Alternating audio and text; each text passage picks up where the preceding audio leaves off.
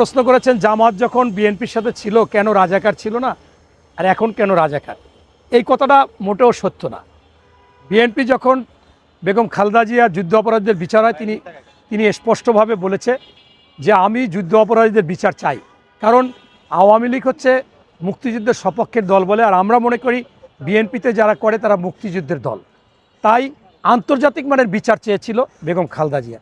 আগেও আমরা রাজাকার, যে রাজাকার তাকে রাজাকার বলতে হবে। চোর প্রমাণিত হলো, শাস্তি হলো, সাজা হলো, মাল ফেরত পেল, সে চোরই, সে ভালো হতে পারে।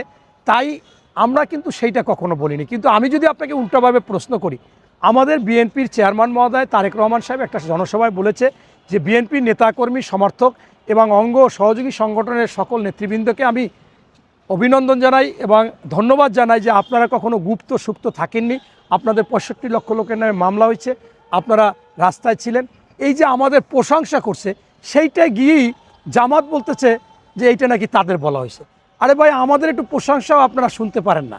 আসলে কি তাহলে আপনারা সুপ্ত থাকেননি? সাথে সাথে তারা বলল মুসলেকা দিয়ে বিদেশে গেছে।